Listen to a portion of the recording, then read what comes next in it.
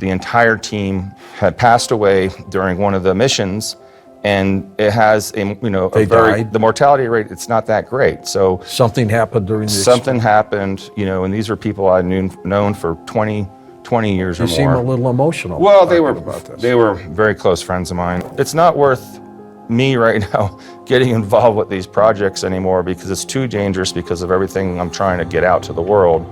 But at the same time, it's good to know that they're still working on these projects to help, figure out the physics behind them and the science. Emery, we've talked about these scientists that you would see through this time device, and you said they were 100 years old. Where'd they come from, and why were they so old? Well,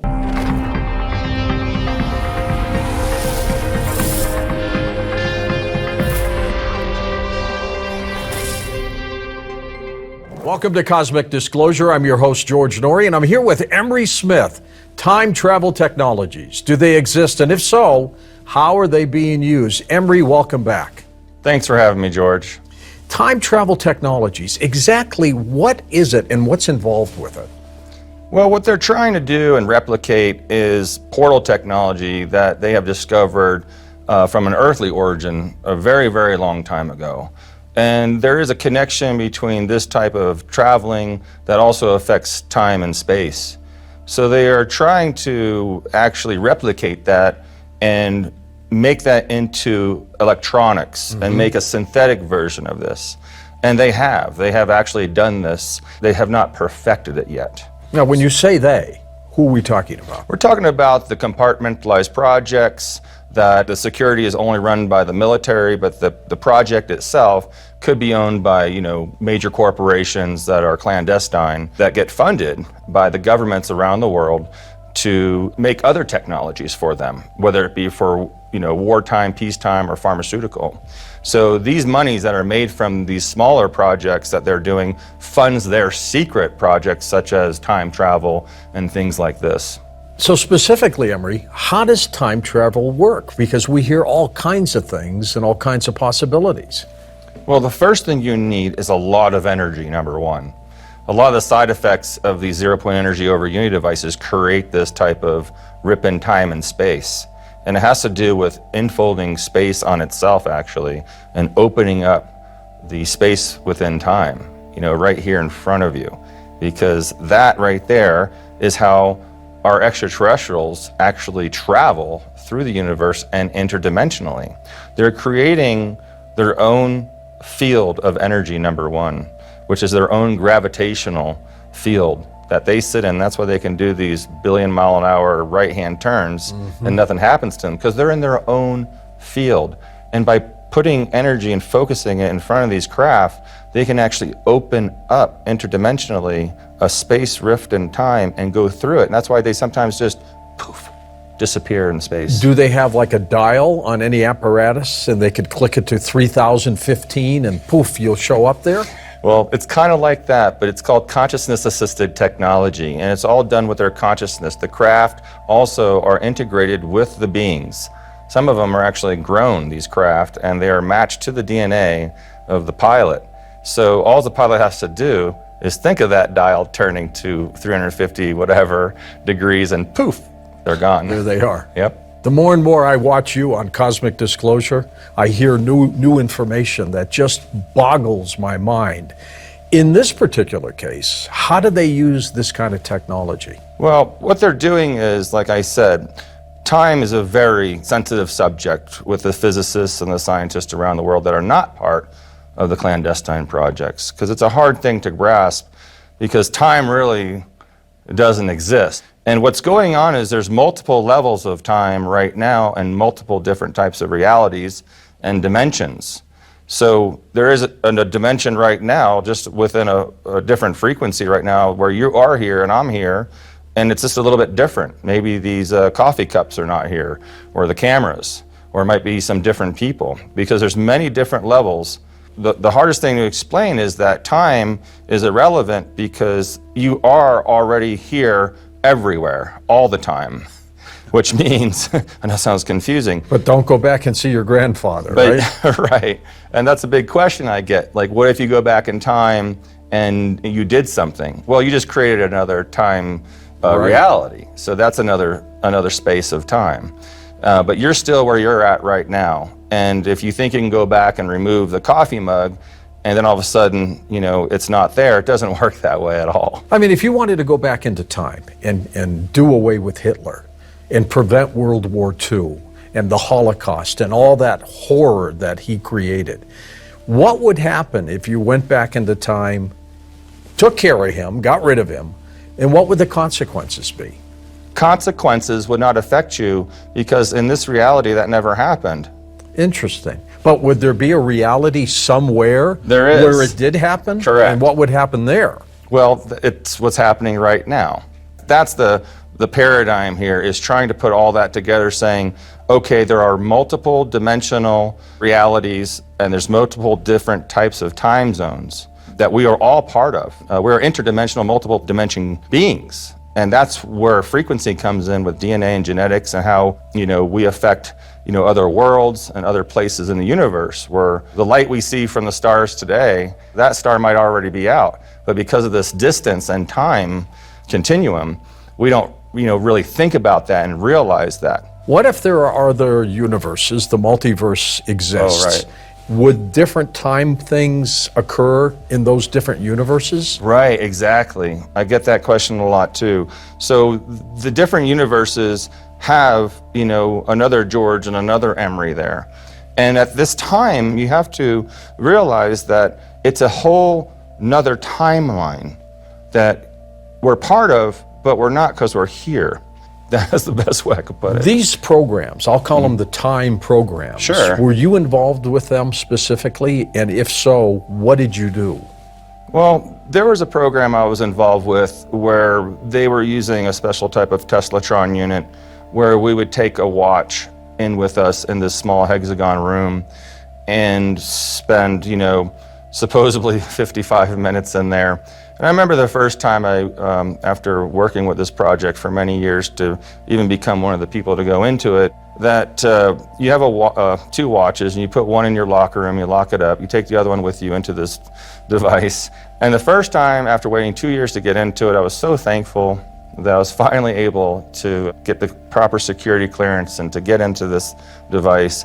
And going into this device as they ramp it up, I remember hearing, after just 15 minutes, this knock at the door saying, okay, Smith, it's, you need to come out now, we're done. Because I heard the system ramp up. Probably you were in there 9 years and didn't know it, right? Well, exactly, I was in there for a whole hour.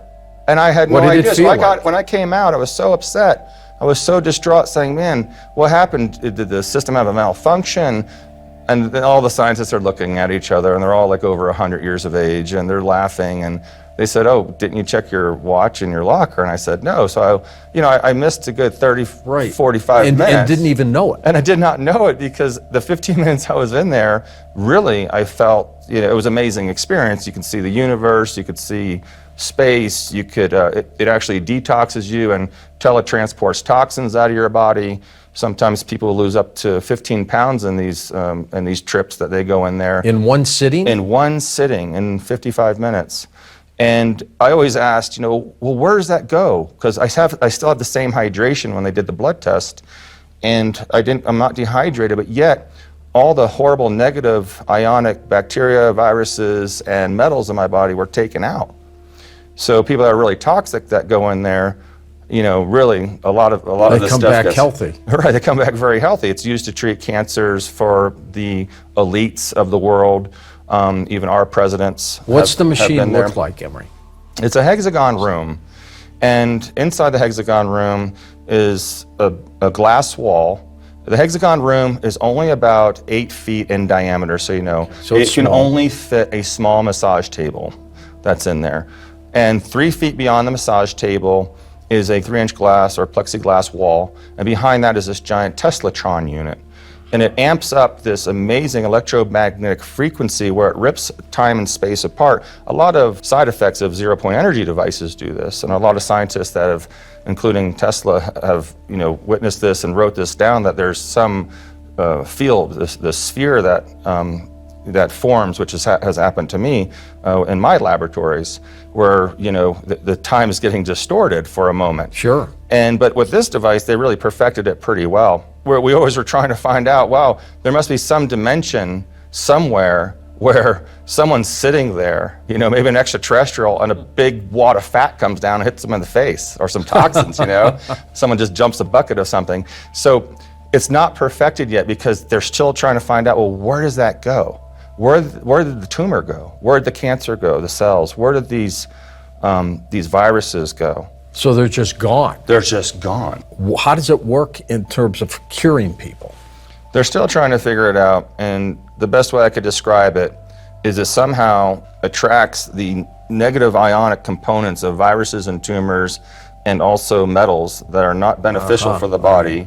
It latches onto them somehow through this energy field that's in there, and it teletransports those things out somewhere. It sounds like it also changes the bad cells, does it? I don't think it changes the bad cells. I'm pretty sure it removes the bad cells, but it upregulates the frequency of the DNA. It also helps fight infections and things like this. Usually, once you get out of one of these devices, for me, I could not sleep for 3 days and be completely fine. You have a great urge to work out. I think I ran the furthest after having a treatment on one of these devices, because I used to jog a lot and work out a lot. And that was very noticeable. And they said this would happen. They said you will have an immense amount of energy, and you have an immense amount of cognitive function. And meditation was just amazing. You can immediately just close your eyes and be anywhere you want if you were a good meditator and you knew how to do these just regular meditation steps. So it has an amazing functionality to the frequency of the DNA of the cell and the nucleolus of the cell, and also upregulating those energies, because it's all about keeping your body at the right voltage. And I think by removing the contaminants out of the body, which affects your voltage, it allows you to heal yourself. Interesting. In our studies, just with this one project, and there's many projects we'll talk about, but with this specific project, you're really going in there to get treated for something, for an ailment. Okay. But what the side effect is time. It's Right. losing time. You lose time, but you don't age. Right. Right? Right. And that's why all these scientists in this underground facility in New York, actually, were so young and vibrant and over 100 years of age. And I remember, working on some things for them just as a technician, listening to their conversations, and they were talking like they knew Tesla. And they had a lot They probably did. I know. It was electrifying to know, wow, I wish I really knew exactly how old they were. And this is a civilian-owned device that was made from naval scientists that retired early. And it must be so perfected now, I would guess, right? Well, I think they're trying to do something. I tried to contact them a few years ago to see if we could maybe get this technology out to the public. And one of the head scientists became ill, and I had lost contact, with that group. But we're still trying to figure it out. I think it's going to resurface soon, because the medical benefits of this time-traveling device is unprecedented. They were able to cure HIV in 30 days, herpes. And By being in the device. Just by being in the device 3 times a week. Does it cure everything?